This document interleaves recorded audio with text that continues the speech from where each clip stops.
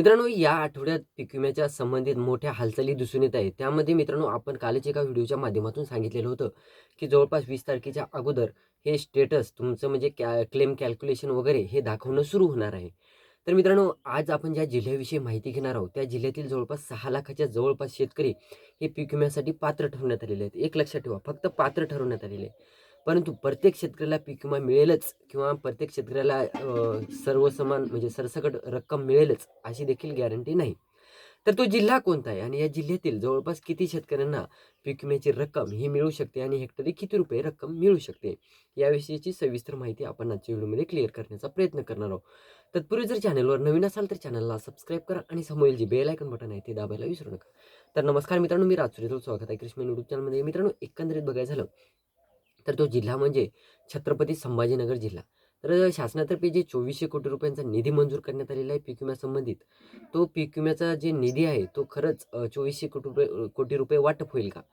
यावर्षी मित्रांनो जवळपास 12 पिकांसाठी पीक विमा वाटप होण्याची शक्यता वर्तवण्यात आलेली आहे. त्यानुसार छत्रपती संभाजीनगर जिल्ह्यातील जवळपास 6 लाखाच्या जवळपास शेतकरी संख्या आहे.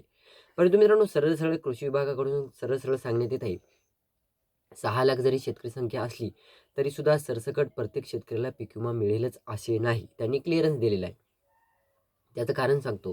कारण मित्रांनो, बरेच शेतकरी ॲग्रीस्टॅगपासून वंचित आहेत आणि बरेच शेतकरी हे जे आता मंडळानुसार पीक कापणी प्रयोगानुसार जे पीक विमा मिळणार आहे यावर्षी, तर त्या मंडळानुसार तुमच्या मंडळातील नुकसान किती आहे, 33% आहे की 33%च्या खाली आहे की वर आहे, यावर डिपेंड करणार आहे. आता तुमच्या मंडळामध्ये जे नुकसान होणार आहे, आता परत अगोदर कसं होतं, मंडळानुसार तर होतंच, परंतु तालुक्यानुसार किंवा जिल्ह्यानुसार पीक विम्याची जी भरपाई आहे किंवा ट्रिगर आहे, जी ट्रिगर 4-5 ट्रिगर होते, त्या अंतर्गत विमा भरपाई आणि वैयक्तिक क्लेमची विमा भरपाई मिळत होती.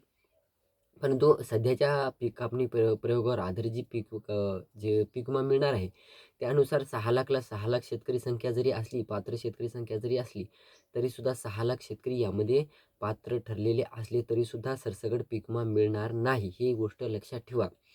हालाकी जरी तुम्हाला पीक विमा मिळेल, परंतु आता समजा तुमच्या बाजूच्या मंडळामध्ये 33% किंवा 33% पेक्षा कमी किंवा जास्त नुकसान झालेलं आहे. त्यानुसार तुम्हाला देखील तुमच्या मंडळामध्ये तुमचं नुकसान ग्राह्य धरणार आहे, धरल्या गेलेलं आहे. आणि एक लक्षात ठेवा, सध्या सोयाबीन पिकाचा आणि कापूस पिकाचा आणि तूर पिकाचा पीक विमा हा म्हणजे पुढच्या महिन्यात वितरित होणार आहे. सध्या सोयाबीन पिकाचा पीक विमा तुम्ही कन्सिडर करून चला. कारण भुईमूग मूग, उडीद आणि त्यानंतर जे इतर पिकं आहे त्याचं पीक विमा सहजासहजी माणूस जास्त प्रमाणात टाकत नाही. सहजासहजी सोयाबीन पिकाचा माणूस जास्त पीक विमा शेतकरी टाकतात. त्यानुसार तुम्ही सोयाबीन पिकाचा सध्या कन्सिडर करून चला पीक विमा.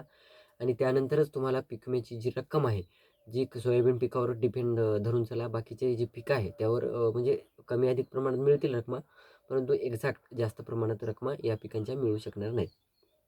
आता पीक विमा भरती वेळेस सुद्धा बघा, सोयाबीन, कापूस वगैरे या पिकासाठी म्हणजे सोयाबीनसाठी जास्त रक्कम भरावी लागली होती आणि कापूस पिकासाठी वगैरे कमी अधिक प्रमाणात रक्कम भरावी लागली होती. त्यानुसार तुम्ही कन्सिडर करू शकता की तुमची एक्झॅक्ट रक्कम ही किती रुपये एक्झॅक्ट वितरित होऊ शकते.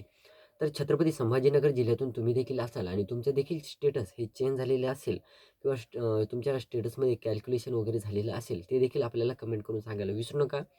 व्हिडिओ आवडला असेल तर लाईक करा, बॅकग्राऊंड व्हॉईसला इग्नोर मारा. व्हिडिओ आवडला असेल तर लाईक करा, चॅनलला सबस्क्राईब करा आणि जास्तीत जास्त शेतकऱ्यांपर्यंत हा व्हिडिओ पोहोचवण्याचा प्रयत्न करा. धन्यवाद.